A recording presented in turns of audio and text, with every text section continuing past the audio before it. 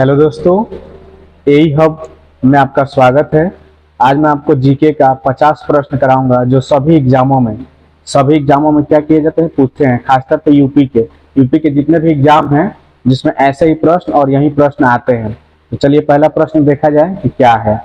तो देखिए दोस्तों, पहला दिया है कि भारत के सांस्कृतिक इतिहास के संदर्भ में पंचायतन शब्द किसे निर्दिष्ट करता है। यानी कि ये पंचायतन शब्द जो है ये ऑप्शन में से किसको निर्दिष्ट करता है, मैं किसके बारे में बताता है, ठीक ना। तो ध्यान दीजिएगा, पहला ऑप्शन दिया है ग्राम के ज्येष्ठ जनों की सभा, धार्मिक संप्रदाय, मंदिर रचना शैली और प्रशासनिक अधिकारी। तो ये जो पंचायतन है वो मंदिर रचना शैली की क्या करता है, को निर्दिष्ट करता है, ठीक ना। और ये क्या है जी, तो देखिए महाराष्ट्र है, महाराष्ट्र महाराष्ट्र में रत्नगिरी जिला है, ठीक ना। वहां पर एक मंदिर है, श्री बग्यो बयाडेश्वर बडेश्वर मंदिर, ठीक है।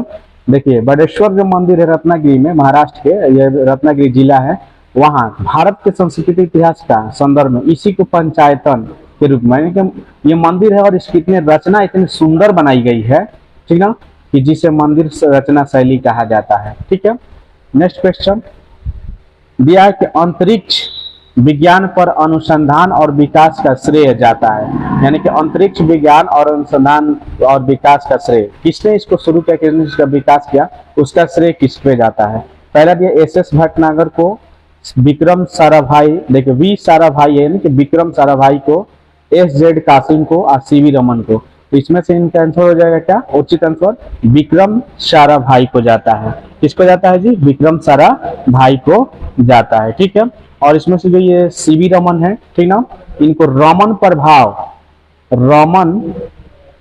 प्रभाव का खोज करने के लिए, ठीक ना, इनको रमन प्रभाव का खोज करने के लिए इनको नोबेल पुरस्कार मिला था। कौन सा पुरस्कार मिला था, नोबेल पुरस्कार मिला था इनको, ठीक है। किसको, CV रमन को, किस चीज के लिए, तो रमन प्रभाव का ढूंढने के लिए, ठीक ना। और इसमें जो ये ZM कासिम है, ये ZM कासिम है, ये प्रथम अंटार्कटिका के क्या थे, यात्री थे, या क्या थे, यात्री थे, किसके, अंटार्कटिका के प्रथम यात्री थे, ठीक है। अगला क्वेश्चन, किस सुल्तान के काल में खालसा भूमि अधिक पैमाने में विकसित हुई। देखिए खालसा भूमि जो है अधिक पैमाने में क्या हुई, विकसित हुई थी, ठीक ना। तो देख लीजिए इसमें दिया गयासुद्दीन बौला, अलाउद्दीन खिलजी, मोहम्मद बिन तुगलक, फिरोज शाह तुगलक, ठीक ना। तो इसमें जो खालसा की भूमि के जो ये बदल दिया गया था, इसको किसने बदला था, तो इसको बदला था अलाउद्दीन खिलजी ने। किसने बदल दिया था, अलाउद्दीन खिलजी ने बदल दिया था, ठीक है। नेक्स्ट क्वेश्चन है उस नदी का क्या नाम है जिसके तट पर फ्रांस की राजधानी पेरिस नगर बसा हुआ है। उस नदी का क्या नाम है जिसके तट पर फ्रांस की राजधानी पेरिस नगर बसा हुआ है, ठीक है। तो देखिए फ्रांस की जो राजधानी है और ये पेरिस नगर जो बसा हुआ है और किस नदी पर बंधा हुआ है, तो देखिए सीन नदी पर बसा हुआ है। किस नदी पर बसा हुआ है, सीन नदी पर बचा हुआ है, ठीक ना। और जर्मनी का जो ये बोन, ठीक ना, जर्मनी का जो बोन और कोलोन शहर है वो राइन नदी पर, ठीक ना। कौन सा शहर, बोन और कोलोन, ये दो शहर है जो राइन नदी पर क्या हुई है, पड़ी हुई है। और ये सीन नदी पर है, जो हमारा पेरिस नगर है वो सीन नदी पर क्या है, पड़ा हुआ है, ठीक है। नेक्स्ट क्वेश्चन देखते हैं, वह भाषा जो भारत में हिंदी के बाद वक्ताओं की दूसरी सबसे अधिक संख्या द्वारा बोली जाती है वह है। यानी कि भारत में वक्ताओं जो हैं, जितने भी बोलने वाले लोग हैं, उसमें हिंदी के बाद दूसरी कौन सी ऐसी भाषा है जो सबसे ज्यादा बोली जाती है, ठीक ना। तो दूसरी सबसे ज्यादा जो बोली है वो बोली होती है तमिल। कौन सी भाषा है जी, तमिल। माने हिंदी के बाद तमिल ज्यादा, सबसे ज्यादा यहाँ पर क्या किया जाता है, बोला जाता है, ठीक है। इसके बाद इसमें आ जाता है बंगाली, तीसरा पर क्या आ जाता है, तीसरा पर आ जाता है बंगाली भाषा, ठीक है। और उसके बाद मराठी आ जाता है, सबसे ज्यादा का मराठी, ठीक है, बंगाली और मराठी। यानी कि पहले स्थान पर हिंदी, दूसरे स्थान पर तमिल, तीसरे पर बंगाली और चौथे पर मराठी, ठीक है। अगला दिया है एलिफेंटा के प्रसिद्ध शैल को काटकर बनाए गए मंदिर का श्रेय दिया जाता है। ठीक ना। एलिफेंटा के जो प्रसिद्ध मंदिर शैल है यानी कि पर्वत पहाड़ है, इसको काट कर एक मंदिर बनाया गया है। उसका श्रेय उसको किसने बनवाया था, ठीक है, उसको किसने बनवाया था। तो देखिए चालुक्यों ने, चोलों ने, पल्लवों ने, राष्ट्रकूटों ने। तो इसे बनवाया था राष्ट्रकूटों ने बनवाया था। किसने बनवाया था, राष्ट्रकूटों ने बनवाया था, ठीक ना। और ये देख लीजिए ये किसकी मूर्ति है, यानी कि जो ये एलिफेंटा की है इसमें किसकी मूर्ति है, तो ये शंकर जी की मूर्ति है। शंकर जी की, किसकी, शंकर जी की मूर्ति है, ठीक है। और ये समुद्र तट देखिए, जो समुद्र का किनारा है वहां से 5 किलोमीटर अंदर समुद्र में जाकर ये बसा हुआ है, ठीक ना। कितना तक, समुद्र के अंदर जाकर ये बसा हुआ है। समुद्र तट से 5 किलोमीटर अंदर है ये। कौन सा मूर्ति, एलिफेंटा की प्रसिद्ध। और किसकी है, तो शंकर भगवान की ये मूर्ति है, ठीक है। और इसको किसने बनाया था, तो राष्ट्रकूटों ने बनवाया था। नेक्स्ट, निम्नलिखित में से कौन सा धर्म विश्व विनाशकारी प्रलय की अवधारणा में विश्वास नहीं करता है, ठीक ना। विश्व विश्वकारी की अवधारणा में कोई विश्वास नहीं करता है। तो पहला दिया बौद्ध धर्म, जैन धर्म, हिंदू धर्म, इस्लाम धर्म। देखिए जैन धर्म जो होता है वो विश्व विनाशकारी प्रलय की अवधारणा में विश्वास नहीं करते हैं, ठीक है, विश्वास नहीं करते हैं, ठीक ना, ध्यान दीजिएगा। नेक्स्ट क्वेश्चन, क्षेत्रफल के अनुसार निम्नलिखित राज्यों का सही अवरोही क्रम है, माने सबसे ज्यादा क्षेत्रफल में सबसे पहले कौन है, ठीक ना। तो देखिए सबसे अवरोही कह रहा है, अवरोही माने कि सब कम, फिर उससे थोड़ा ज्यादा, फिर उससे थोड़ा ज्यादा, ठीक ना। तो देखिए सबसे पहले आता है आपका मध्य प्रदेश, इसमें आ जाएगा। उसके बाद हमारा उत्तर प्रदेश आ जाएगा, ठीक है। उसके बाद आंध्र प्रदेश, उसके बाद आपका बिहार आ जाएगा। यानी कि ये 3 4 1 2, 3 4 1 2, 3 4 1 2, ये ऑप्शन नंबर कितना है, डी, ठीक ना, ये डी हो जाएगा, ठीक है। अगला दिया है कि भारत के चावल के कटोरे क्षेत्र का नाम बताइए। भारत में जो चावल के कटोरे के क्षेत्र से नाम जाना जाता है उसका नाम हमें क्या करना है, बताना है, ठीक ना। क्या करना है, हमें बताना है, ठीक है। तो 109 का देख लीजिएगा, केरल और तमिलनाडु, कृष्णा गोदावरी डेल्टा क्षेत्र, पूर्वोत्तर क्षेत्र और सिंधु गंगा मैदान। तो इसमें हो जाएगा कृष्णा गोदावरी डेल्टा क्षेत्र, कृष्णा गोदावरी डेल्टा क्षेत्र। क्यों, देखिए यहाँ पर चिकनी मिट्टी पाई जाती है। कौन सी मिट्टी पाई जाती है, चिकनी मिट्टी पाई जाती है। तो यही चिकनी मिट्टी होती है। और यहाँ पर 75 सेंटीमीटर से 200 सेंटीमीटर तक क्या होती है, वर्षा होती है। और चावल की खेती के लिए हमें इतने वर्षा की जगह पड़ती है। और यहाँ जो जलवायु होती है वो गर्म जलवायु होती है। तो चावल की खेती के लिए गर्म जलवायु और वर्षा की जरूरत होती है। और इसलिए यहाँ की जो कृष्णा गोदावरी डेल्टा क्षेत्र है, यहाँ की मिट्टी क्या होती है, उपजाऊ होती है। इसलिए इसे चावल के कटोरे के नाम से जाना जाता है, ठीक है। नेक्स्ट क्वेश्चन, आकाश में होने वाले अग्रिम सूर्योदय एवं विलंबित सूर्यास्त निम्नलिखित में से किस घटना के कारण होते हैं। मैंने आकाश में होने वाला अग्रिम यानी कि सुबह का सूर्योदय एवं विलंबित सूर्यास्त और लास्ट में जब ये अस्त होते हैं तो ये घटना में जो वहाँ लाल पीला पीला दिखता है वह किसके कारण होता है, ठीक है, वह किसके कारण होता है, ठीक ना। तो ये देखिए, तो जो आकाश में हमारा होने वाला अग्रिम सूर्योदय ये होता है सूर्य के अपवर्तन के कारण। किसके कारण, सूर्य के अपवर्तन के कारण, ठीक है दोस्तों। तो अब चलते हैं हम लोग थोड़ा सा नेक्स्ट क्वेश्चन। नेक्स्ट क्वेश्चन देखिए, अगला दिया है छोटा नागपुर का पठार है, छोटा नागपुर का पठार है। तो छोटा नागपुर का पठार कैसा पठार है, ठीक है, छोटा नागपुर का पठार है। तो ये देख, एक अग्र गंभीर, एक गर्त, एक पदस्थली, एक संप्राय भूमि। तो ये है एक अग्र गंभीर पठार होता है। ये कैसा होता है, एक अग्र गंभीर पठार होता है जो बिहार के, ठीक ना, किसके, बिहार के, बिहार जो है बिहार के दक्षिण में, किसके, बिहार के दक्षिण में, बिहार के दक्षिण में यह 150 मीटर, ठीक ना, समोच्च रेखा से लगा हुआ है। समोच्च रेखा, समोच्च रेखा से नागपुर का पठार क्या हुआ है, लगा हुआ है, ठीक है। और ये कैसा पठार है, तो एक अग्र गंभीर पठार है जो आगे की तरफ क्या होता है, बढ़ता है। अगला दिया है कि निम्नलिखित में से किसने महात्मा गांधी को आदेशित किया था कि वह भारत में प्रथम वर्ष खुले कान पर मुंह बंद कर व्यतीत करे। मतलब कि जो भी सुनाई दे तो सुने, ठीक ना, लेकिन मुंह बंद करके रहे, ठीक ना, जो भी है किसी के बात से हम सुन रहे हैं तो उसका मुंह बंद करके रहे। ये किसके कहा था, ठीक ना। तो देखिए दादा भाई नौरोजी, बाल गंगाधर तिलक, फिरोज शाह तुगलक, गोपाल कृष्ण गोखले। तो उनको यह आदेश किसने दिया था, गोपाल कृष्ण गोखले ने, ठीक ना। क्योंकि जो गोपाल कृष्ण गोखले है वो गांधी जी के क्या थे, राजनैतिक गुरु थे। क्या था जी, राजनैतिक गुरु, यानी कि उन्होंने इनको जो भी कुछ रहता था उस यही क्या करते थे, सलाह देते थे। अगला दिया है, संसार के सर्वाधिक महत्वपूर्ण मत्स्य क्षेत्र उन क्षेत्रों में पाए जाते हैं, ठीक ना। मत्स्य मत्स्य क्षेत्र किन क्षेत्रों में पाए जाते हैं, इसके बारे में हमें क्या करना है, बताना है, ठीक ना। तो देखिए इसमें दिया उष्ण तथा शीत वायुमंडलीय धाराएं, ठीक ना। नदियां सागरों में प्रचुर मात्रा या ताजा जल प्रवाहित करना, उष्ण तथा शीत सागरीय धाराएं मिलती है। महाद्वीपीय शेल्फ तरंगिकता मिलती है। इसमें ये ऑप्शन सही हो जाएगा कि जहां पर मत्स्य क्षेत्र है वो उष्ण शीत सागरीय धाराएं हैं। देखिए वायुमंडलीय धाराएं दिया है और यहाँ सागरीय, ये सागरीय धाराएं होती हैं। कौन सी धाराएं होती है, सागरीय धाराएं होती है, ठीक ना। अर्थात मतलब कि यहाँ पर गर्म और ठंडी दोनों धाराओं का मिलन होता है। क्या होता है, देखिए उष्ण और शीत, यानी कि यहाँ पर ठंडी और गर्म दोनों धाराओं का क्या होता है, मिलन होता है, ठीक है। और जिसे हम प्लैंक्टन क्या कहते हैं जी, प्लैंक्टन। प्लैंक्टन एक प्रकार का पौधा है जिसका उत्पादन यहाँ पर बहुत ज्यादा होती है, ठीक ना। और यहाँ की जो मछलियां है वो प्लैंक्टन को क्या करती है, खाती हैं और बड़ी जल्दी सी बड़ी हो जाती हैं। इसलिए यह जो हमारा ये मत्स्य क्षेत्र होता है यहाँ पर अधिक होता है।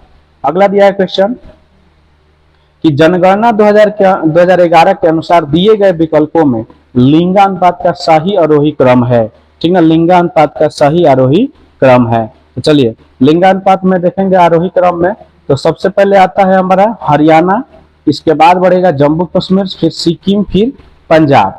लिंगानुपात मतलब क्या होता है कि 1000 पुरुष पर कितनी महिलाएं, ठीक ना, 1000 पुरुष पर कितनी महिलाएं हैं, इसी को लिंगानुपात कहा जाता है, ठीक ना। तो इसका आरोही क्रम होगा कि सबसे पहले हरियाणा, इससे ज्यादा जम्मू कश्मीर में है, फिर सिक्किम में है, फिर यहाँ से पंजाब में। ऑप्शन नंबर 3 क्या हो जाएगा, सही हो जाएगा। लिंगानुपात क्या होता है कि 1000 प्रति पुरुष पर कितनी प्रति महिलाएं हैं, ठीक है।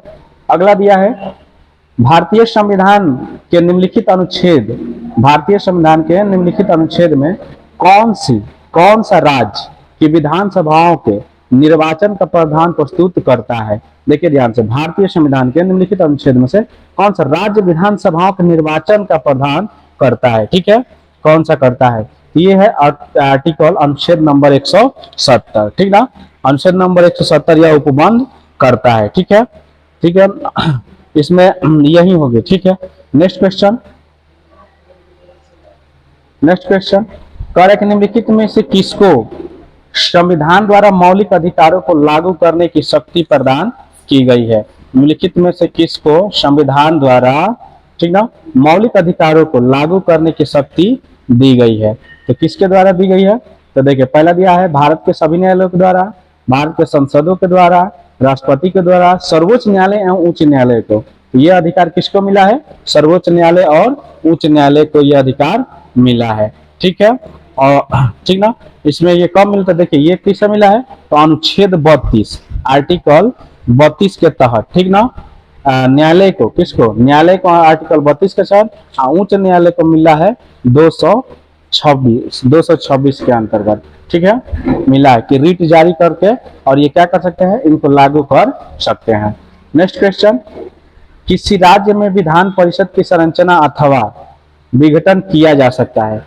किसी राज्य में विधान परिषद का संरचना अथवा यानी कि इसको बनाया भी जा सकता है, इसका विघटन भी किया जा सकता है। कैसे, तो उस राज्य की विधानसभा द्वारा, केंद्रीय संसद द्वारा, केंद्रीय संसद और राज्य के अनुशंसा पर, राष्ट्रपति द्वारा और राज्य के अनुशंसा पर। तो ये होता है केंद्रीय संसद के द्वारा हम विधान परिषद को क्या कर सकते हैं, बना भी सकते हैं और बिगाड़ भी सकते हैं, ठीक ना। और ये किस अनुच्छेद में प्रतिपालित है, तो ये आर्टिकल नंबर 169 में है। किसमें है जी, आर्टिकल नंबर 71 में है कि विधान का जो विधान परिषद है इसको सृजित किया जा सकता है या हटाया भी जा सकता है, ठीक है। चलिए इसमें क्या होता है कि जब हटाना होता है तो इसमें 2/3 बहुमत पारित किया जाता है। अगर ये पारित हो जाए तो हटा भी दिया जा सकता है, गिरा भी दिया जा सकता है, ठीक ना। और ये संसद किस बनी गई था, तो ये अनुच्छेद 368 के द्वारा, ठीक ना, इसे संशोधन में डाला गया था लेकिन वो हुआ नहीं। ठीक है, तो याद रहे ये एक आर्टिकल 169 में ऐसा प्रावधान दिया गया है कि विधान परिषद की संरचना को हम क्या कर सकते हैं, बना भी सकते हैं और बिगाड़ भी सकते हैं। ठीक है, नेक्स्ट नेक्स्ट क्वेश्चन, वर्तमान लोकसभा के प्रत्येक राज्य के लिए स्थानों का आवंटन आधारित है। वर्तमान लोकसभा जो है में प्रत्येक राज्य के लिए स्थानों का आवंटन क्या है, आधारित है। क्या है जी, आधारित है। तो देख लीजिए दिया है कि सन 1951 की गणना पर, सन 1961 की गणना पर, सन 1971 की जनगणना पर, सन 1981 की जनगणना पर। तो ये आधारित किए गए, ये सारे नियम जो आधारित किए गए वो किए गए सन 1971 की जनगणना पर। किस पर, 1971 की जनगणना पर किए गए। ठीक ना, और ये कैसे, अनुच्छेद 82 में इसके बारे में दिया गया है। किसमें, आर्टिकल 82 में, अनुच्छेद 82 में आपका लोकसभा, ये जो लोकसभा है इसके बारे में क्या किया गया है, दिया गया है कि इसमें सीटें के आवंटन या क्या जो भी है। फिर इसमें 42वें संशोधन में, ठीक ना, 42वें संशोधन 1976 में के द्वारा भी इसको क्या किया था, संशोधन किया गया था। ठीक है, क्या किया गया था, संशोधन किया गया था। और यह परिवर्तन तब तक लिखा गया है कि इसमें अब 2026 है तब तक इसमें अब कोई परिवर्तन नहीं होगा। 2026 के बाद ही जाकर इसमें कोई भी परिवर्तन किया जा सकता है। ठीक है, चलिए दोस्तों नेक्स्ट क्वेश्चन अगला दिया है कि व्यवसायिक संपत्तियों के न्यायिकता सिद्धांत का प्रतिपादन किया था। व्यवसायिक संपत्तियों के न्यायिकता सिद्धांत का प्रतिपादन किया था। किसने किया था, ठीक है, तो ये किया था महात्मा गांधी ने। किसने किया था जी, महात्मा गांधी जी ने किया था। और इसे गांधी जी, ठीक ना, इसे गांधी जी दर्शन में न्याय, ठीक ना, न्यायशीता का सिद्धांत भी कहा जाता है। न्यायशीता का सिद्धांत भी कहा जाता है। ठीक है, अगला सवाल, निम्न में से किस राज्य में मृत्यु जनगणना की शुरुआत की है। अब देखिए पहले जन्म की होती थी, अब मृत्यु की भी जनगणना क्या कर दी गई है, शुरू की गई है। और ये किस राज्य में सबसे पहले शुरू की गई है, तो देख लीजिए, तो ये भारत के कर्नाटक राज्य में, ठीक ना, शुरू की गई है मृत्यु की जनगणना। किसकी जनगणना, मृत्यु की जनगणना। अगला क्वेश्चन है कि नवीनतम जनगणना के अनुसार वर्तमान में अधिकतम और न्यूनतम लिंगानुपात वाले राज्य हैं क्रमशः। नवीनतम जनगणना के अनुसार वर्तमान में अधिकतम और न्यूनतम लिंगानुपात वाले राज्य हैं, माने सबसे अधिका कौन में और सबसे कम कौन राज्य में है लिंगानुपात। तो देखिए अभी 2011 की जो जनगणना हुई थी, ठीक है, इसके बाद अभी जो जनगणना हुआ है उसका कोई कंफर्मेशन नहीं है। ये 943 था, ठीक ना, लिंगानुपात हमारे देश का लिंगानुपात कितना था, 943। मतलब कि 1000 में 1000 लोग थे तो 943 महिलाएं थी। ठीक है, तो इसके आधार पर चला कि केरल में, जो केरल था, ठीक है, कौन सा गांव, केरल, केरल में सबसे ज्यादा है 1084। ठीक है, केरल में क्या है, सबसे ज्यादा है। और जबकि हरियाणा में आपका है कितना, हरियाणा में है आपका 879, इतना ही है। तो यानी कि न्यूनतम आपका हो गया हरियाणा और अधिकतम केरल, यानी कि डी ऑप्शन आपका क्या हो जाएगा, सही हो जाएगा। ठीक ना, आज जबकि अगर केंद्र शासित प्रदेश लिया जाए तो पांडुचेरी में, आपका पांडुचेरी में 1037 लिंगानुपात सबसे ज्यादा है और दमन और दीव में 618 यानी कि सबसे कम है। ठीक ना, ये पॉइंट ठीक है। चलिए नेक्स्ट क्वेश्चन, निम्नलिखित में से कौन सा एक राजकीय नीति का उपकरण नहीं है। निम्नलिखित में से कौन सा एक राजकीय नीति का उपकरण नहीं है। ठीक है, तो इसमें देख लीजिए, कारकोरोपण, सार्वजनिक व्यय, ब्याज दर, सार्वजनिक। तो ये राजकोषीय नीति का जो उपकरण नहीं है वो होता है ब्याज दर। क्या होता है, ब्याज दर। नेक्स्ट क्वेश्चन, भारत के संविधान के अनुसार निम्नलिखित में से कौन सा देश के प्रशासन के लिए आधारभूत है। भारत के संविधान के अनुसार निम्नलिखित में से कौन सा देश के प्रशासन के लिए क्या है, आधारभूत है। ठीक है, इसमें दिया है मूल अधिकार, मूल कर्तव्य, राज्य के नीति निर्देशक तत्व, मूल अधिकार एवं मूल्य कर्तव्य। ठीक है, तो राज्य के नीति निर्देशक तत्व में ये बताया गया है कि देश के शासन के लिए आधारभूत है। ठीक है, किसके लिए है जी, आधारभूत है। और इस देख लीजिए ये किसमें किसमें वर्णन है, तो आर्टिकल नंबर 37 में है। किसमें है जी, आर्टिकल नंबर 37 में है कि देश का जो मूलभूत समझ जाए यानी कि राज्य कर्तव्य ही होगा। ठीक ना, और राज्य के नीति निर्देशक तत्व का ये कहां से लिया गया है, तो आयरलैंड से लिया गया है। कहां से लिया गया है, आयरलैंड से लिया गया। ठीक है, अगला क्वेश्चन, पंचवर्षीय योजनाओं के मसौदे को अंतिम रूप से कौन स्वीकृति प्रदान करता है? पंचवर्षीय योजनाओं के मसौदे को अंतिम रूप से कौन सी स्वीकृति प्रदान करता है? ठीक है, तो ध्यान दीजिएगा कौन सी स्वीकृति प्रदान करता है। तो ऑप्शन दिया राष्ट्रपति, योजना आयोग, राष्ट्रीय विकास परिषद, उपरोक्त में से कोई नहीं। ठीक ना, तो इसमें जो है राष्ट्रीय विकास परिषद जो है पंचवर्षीय योजनाओं के मसौदा को अंतिम रूप से क्या करता है? स्वीकृति प्रदान करता है। ठीक ना, और ध्यान दीजिएगा कि यह योजना यह जो राष्ट्रीय विकास योजना है यह 1952 में क्या की गई थी? गठित की गई थी। क्या की गई थी? गठित की गई थी। ठीक है, नेक्स्ट क्वेश्चन, भारी पानी वह पानी होता है, भारी पानी वह पानी होता है जिसका तापमान 4 अंश सेंटीग्रेड प्रतिष्ठित हो, जिसमें कैल्शियम और पोटेशियम के अवलेय लवण हो, जिसमें हाइड्रोजन का समस्थानिक ले जिसमें हाइड्रोजन का स्थान समस्थानिक ले लेता है, जिसमें ऑक्सीजन का स्थान उसके आइसोटोप्स ले लेते हैं। ठीक है, तो इसका सही आंसर हो जाएगा कि जिसमें हाइड्रोजन का स्थान समस्थानिक ले वो हमारा कहलाता है भारी जल। अब भारी जल का सूत्र क्या होता है? D2O। इसमें क्या होता है कि हाइड्रोजन का स्थान समस्थानिक ले लेता है। ठीक ना, तो देखिए इसमें नहीं तो इसका जल का क्या होता है? H2O होता है, लेकिन भारी जल का क्या होता है? D2O। ठीक है, नेक्स्ट क्वेश्चन दिया कि प्रकाश में 7 रंग होते हैं, रंगों को अलग करने का क्या तरीका है? प्रकाश में 7 रंग होते हैं, रंगों को अलग करने का क्या तरीका है? ठीक है दोस्तों, तो चलिए देखते हैं कि क्या तरीका है। ऑप्शन देखा जाए, एक प्रिज्म में रंगों को अलग अलग किया जा सकता है, फिल्टर से रंगों को अलग अलग किया जा सकता है, पौधों से रंगों को अलग अलग किया जा सकता है, रंगों को अलग अलग नहीं किया जा सकता है। किया जा सकता है किससे? तो प्रिज्म से। प्रिज्म से हम 7 रंगों को अलग अलग कर सकते हैं। ठीक ना, तो इसमें पहला ऑप्शन सही हो जाएगा कि एक प्रिज्म से रंगों को अलग अलग किया जा सकता है। ठीक है, चलिए नेक्स्ट क्वेश्चन ध्यान से देखिए। नेक्स्ट क्वेश्चन, पौधे जो नमक युक्त मिट्टी में उगते हैं को क्या कहा जाता है? यानी कि वे पौधे जो नमक युक्त मिट्टियों में क्या होते हैं? जमते हैं, उसे क्या कहा जाता है? उसे कहा जाता है हैलोफाइट। क्या कहा जाता है? हैलोफाइट कहा जाता है। ठीक ना, और जानते हैं जब पानी सीमित होती है तो उसमें लवणता क्या होती है? अधिक होती है। लवणता यानी क्या होती है? अधिक होती है। ठीक है, चलिए नेक्स्ट क्वेश्चन चलते हैं दोस्तों।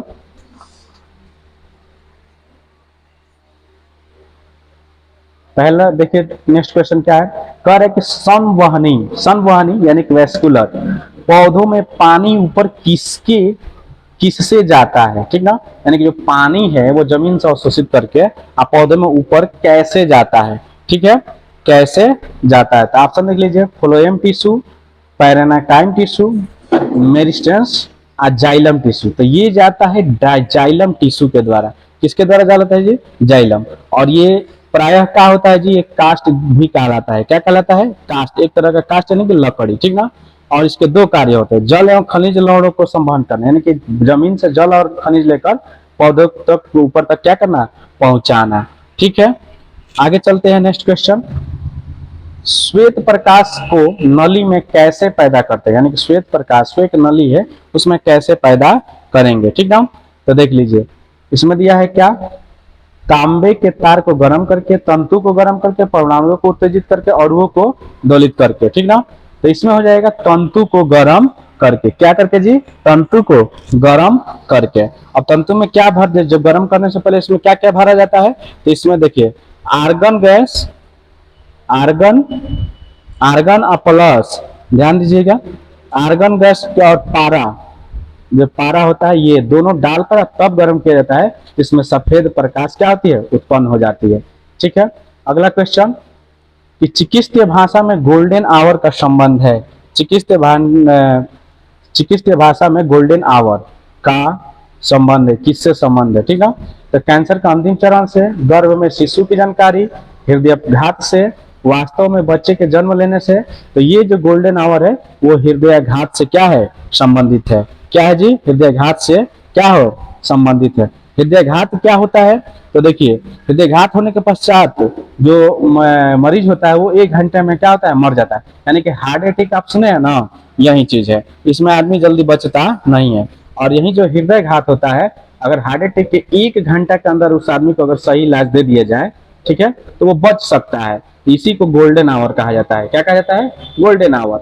अगर जब भी वो आपको हार्ट अटैक होती है, हृदयाघात हो रहा है, उस 1 घंटा के अंदर उसका सही इलाज कर दिया जाए तो बच जाएगा, इसीलिए इसको गोल्डन आवर। अगर 1 घंटा से जहां भी 1 मिनट भी अधिक हुआ फिर तो वो हाथ से गया।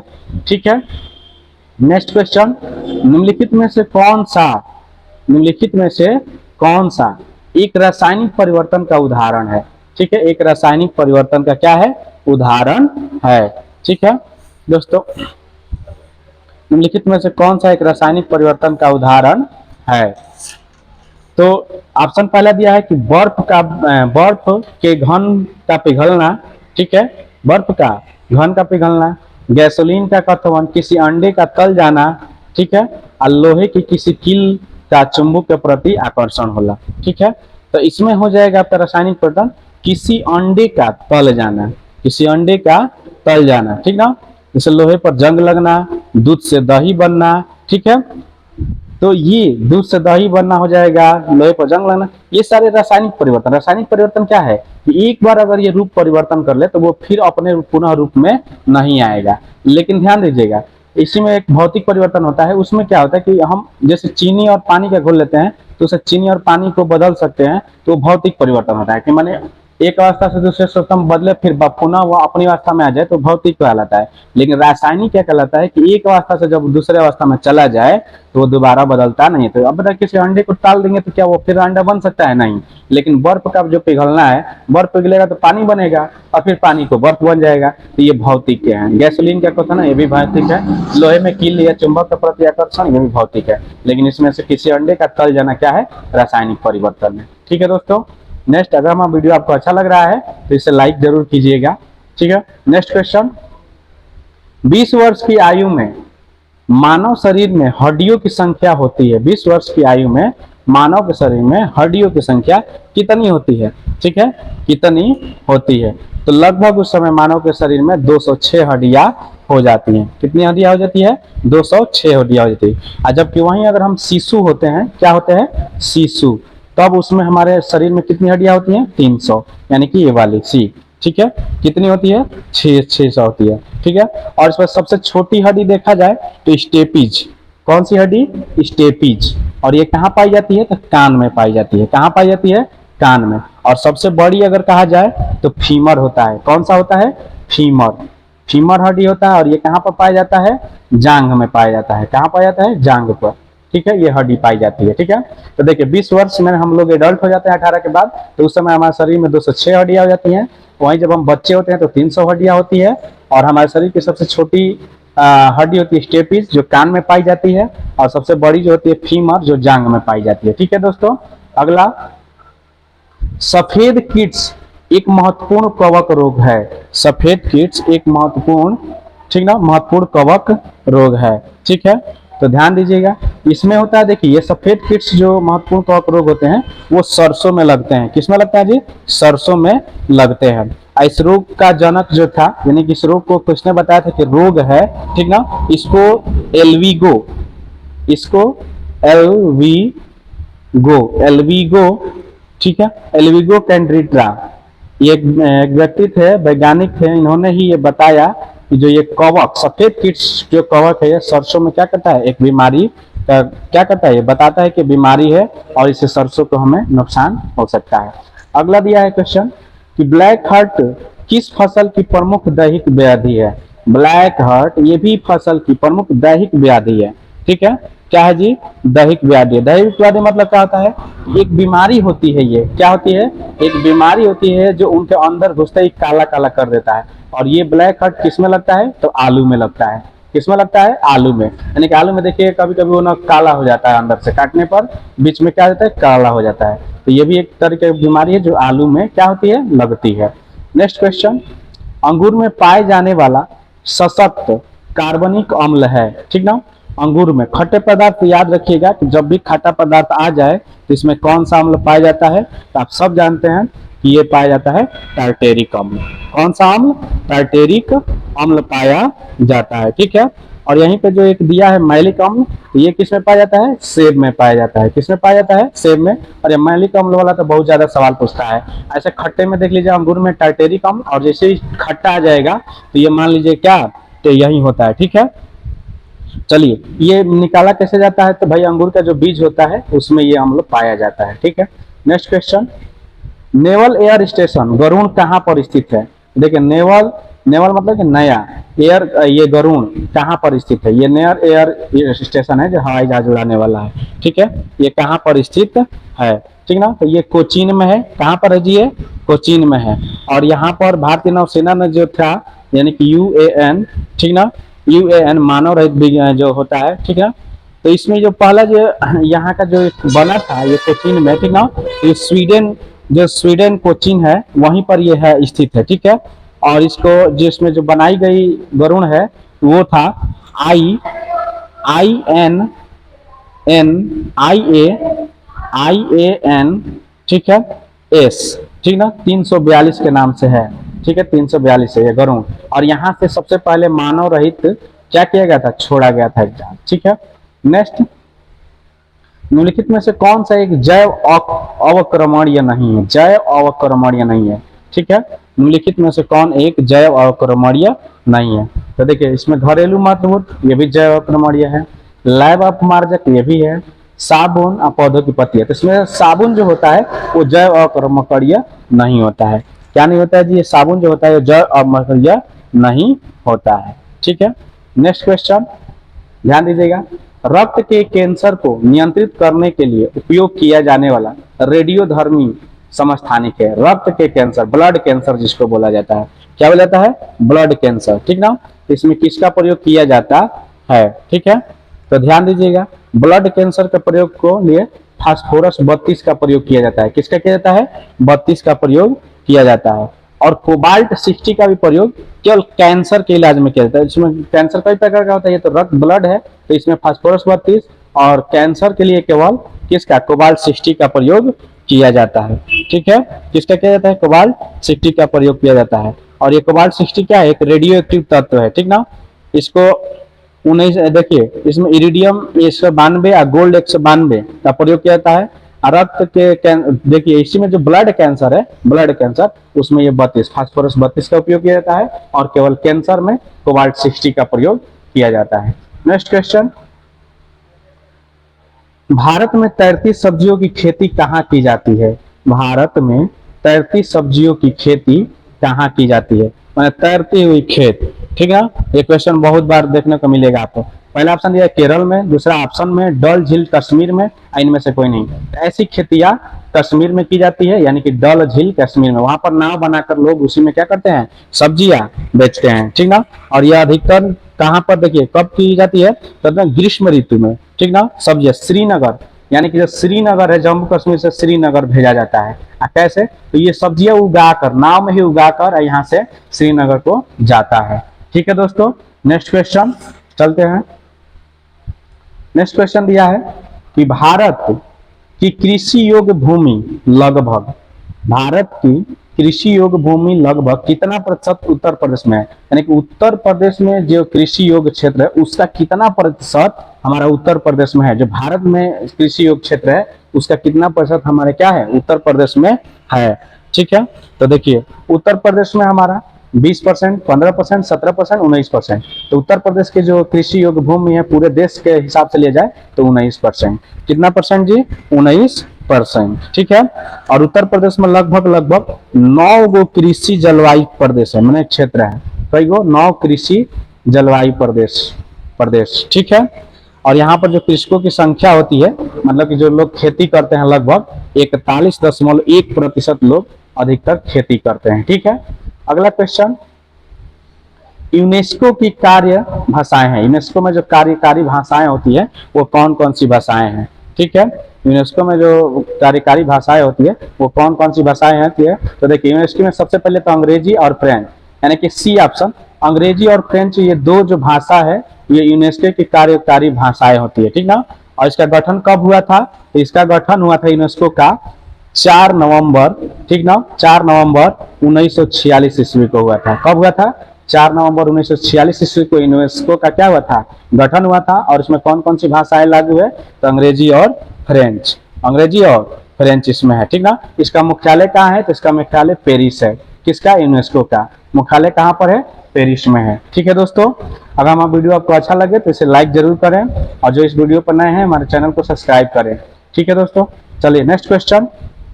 निम्नलिखित में से कौन सा एक भारत में बाघ संरक्षित परियोजना नहीं है? बाघ संरक्षित जहां पर बाघों को पाला जाता है, क्या किया जाता है? बाघों को पाला जाता है। ठीक है, तो इसमें से कौन सा इसे ऐसा जो परियोजना है जो बाघ को संरक्षित नहीं करता है? ठीक ना, तो इसमें ध्यान दीजिएगा, चिल्का।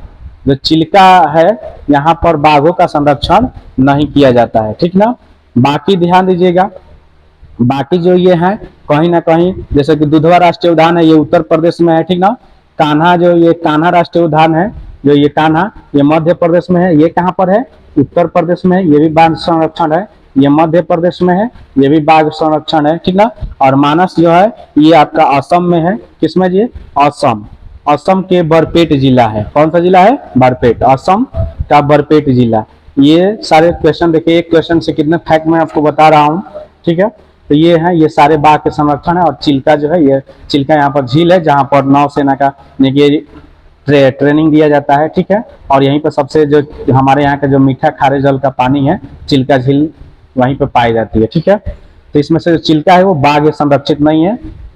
नेक्स्ट क्वेश्चन, उत्तर प्रदेश में आलू अनुसंधान किस जिला में स्थित है? उत्तर प्रदेश में आलू अनुसंधान किस जिला में है? ठीक है, तो ये मेरठ में है। कहाँ पर है जी?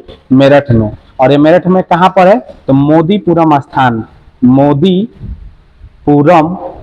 मोदीपुरम एक स्थान है मेरठ में, वहीं पर ये क्या है? आलू का अनुसंधान केंद्र स्थित है। अगला क्वेश्चन, लाइफ डिवाइन नामक पुस्तक के लेखक हैं। लाइफ डिवाइन नामक के पुस्तक के लेखक कौन है? ठीक है, तो इसके पुस्तक के लेखक कौन है? अरविंद घोष। कौन है जी? अरविंद घोष। ठीक है, अरविंद घोष है। और देखिए, राधा कृष्णन जो थे, तो ये लगभग इंडियन फिलॉसफी नामक पुस्तक लिखे थे। कौन सा? Indian philosophy. ठीक है, इसी तरह से स्वामी विवेकानंद जो थे, ठीक ना, इन्होंने न्यू हिंदुज्म की रचना की थी। न्यू हिंदुज्म की रचना की थी। स्वामी विवेकानंद न्यू हिंदुज्म, और डॉक्टर एस राधाकृष्णन जो थे इंडियन, ठीक ना, क्या कहते थे? इंडियन फिलॉसफी की किए थे। ठीक है, इसी तरह से मुल्क राज, ध्यान से देख लीजिएगा। चलिए नेक्स्ट पे, मुल्क राज आनंद जो है, ये भी coolie conference of a lover, coolie conference of a lover, इन्होंने इस बुक की रचना की थी। ठीक है, तो हमसे क्वेश्चन में पूछा था कि लाइफ डिवाइन अरविंद घोष ने किया था। ठीक है, अगला क्वेश्चन है, ऑपरेशन ब्लैक बोर्ड, ठीक ना, सरकारी योजना है। ऑपरेशन ब्लैक बोर्ड सरकारी योजना है, और ये कहां से है और किस लिए है, तो इसको थोड़ा सा देख लिया जाए। ठीक ना, तो देखिए इसमें दिया है कि पंजाब के उग्रवाद के आतंकवाद को रोकने के लिए, विद्यालय शिक्षा को राष्ट्रीय कार्यक्रम को सुधार करने के लिए, लड़कियों की विद्यालय शिक्षा को सुधार करने के लिए, वयस्कों को साक्षर बनाने के लिए, प्रोत्साहित करने के लिए। ठीक है, तो इसमें से ऑप्शन नंबर देखिए ध्यान से, ऑप्शन नंबर बी, विद्यालय की शिक्षा के राष्ट्रीय कार्यक्रम को सुधारने के लिए ऑपरेशन ब्लैक बोर्ड को क्या किया गया है? चलाया गया है। ऑपरेशन ब्लैक बोर्ड को चलाया गया है। ठीक ना, चलिए इसका मुख्य गुण क्या था कि इसमें शिक्षा में सुधार करना। क्या करना? शिक्षा में सुधार करना। ठीक है दोस्तों, नेक्स्ट क्वेश्चन, द्वितीय विश्व युद्ध के समय ब्रिटेन का प्रधानमंत्री कौन था? जो द्वितीय विश्व युद्ध हुआ था हमारा, उस समय, ठीक ना, ब्रिटेन के प्रधानमंत्री कौन थे? तो उस समय थे विंस्टन चर्चिल। ये बहुत बार पूछ चुका है, कौन थे जी? Winston Churchill. ठीक ना, और ये युद्ध हमारा कब समाप्त हुआ था? तो 1945 में क्या हुआ था? समाप्त हुआ था। और शुरू कब हुआ था? सन 1939 में क्या हुआ था? शुरू हुआ था, और 1945 में जाकर क्या हुआ? खत्म हुआ। ठीक है, ध्यान दीजिएगा। अगला क्वेश्चन, वह देश जो लगातार तीसरे साल भी फाइनेंशियल टास्क फोर्स फैक्ट के ग्रे लिस्ट में बरकरार है। ठीक ना, किस लिस्ट में बरकरार है जी? ग्रे लिस्ट में बरकरार है। तो ये इस ग्रे लिस्ट में पाकिस्तान जो है अभी भी क्या है? बरकरार है। ठीक ना जी, आगे ध्यान दीजिएगा। नेक्स्ट क्वेश्चन, कि संयुक्त राष्ट्र की सुरक्षा परिषद में निम्न में से कौन सा देश अस्थायी सदस्य नहीं है? ठीक ना, अस्थायी सदस्य नहीं है। यूएनओ में जो सुरक्षा परिषद है हमारा, उसमें अस्थायी सदस्य नहीं है। तो कौन अस्थायी सदस्य नहीं है? इसमें जापान जो है अस्थायी सदस्य नहीं है, बाकी संयुक्त राष्ट्र अमेरिका, ब्रिटेन और फ्रांस क्या है इसमें अस्थायी सदस्य हैं। ठीक है, चलिए इसके अलावा इसमें चीन भी है। कौन से भी? चीन और रूस भी है, यानी कि यूएनओ में 5 लोग पूरे अस्थायी हैं, ब्रिटेन, फ्रांस, संयुक्त राज्य अमेरिका, चीन और रूस। ये पांचों हैं जो अस्थायी हैं, बाकी जो जापान है अस्थायी है। नेक्स्ट क्वेश्चन, वैश्विक पेंशन सूचकांक 2021 की 43 देशों की सूची में भारत का स्थान है। ठीक ना, किसका स्थान है? भारत का स्थान है। तो देखिए, जब ये इसमें 43 देशों में 13वां संस्करण शुरू किया गया था, ठीक ना, 13वां संस्करण क्या किया गया था? चालू किया गया था, तो इसमें जारी किया गया था, तो इसमें 40वां स्थान था भारत का। कहाँ, कौन सा स्थान था? 40वां 2021 में। ठीक है, आगे देखिए, हाल ही में बंदूला वर्णपूर्णा एक बीमारी के कारण निधन हो गया। वो किस देश के प्रथम टेस्ट कप्तान थे? ठीक ना, इनका हाल ही में क्या हुआ है? मृत्यु हुआ है, और ये किसी टेस्ट के खिलाड़ी थे। ठीक ना, मैच के कप्तान के टेस्ट के खिलाड़ी थे। ये किस देश के थे? तो श्रीलंका के थे। दोस्तों, यदि हमारा वीडियो आपको अच्छा लगा हो, पसंद आया हो, तो इसे लाइक कीजिएगा और ज़्यादा से ज़्यादा शेयर कीजिए। जो भी इस चैनल पर नए हैं वो हमारे चैनल को सब्सक्राइब करें, ताकि जो भी मैं आगे नेक्स्ट वीडियो डालूं तो सबसे पहले आपको इसका नोटिफिकेशन मिले। जय हिंद दोस्तों।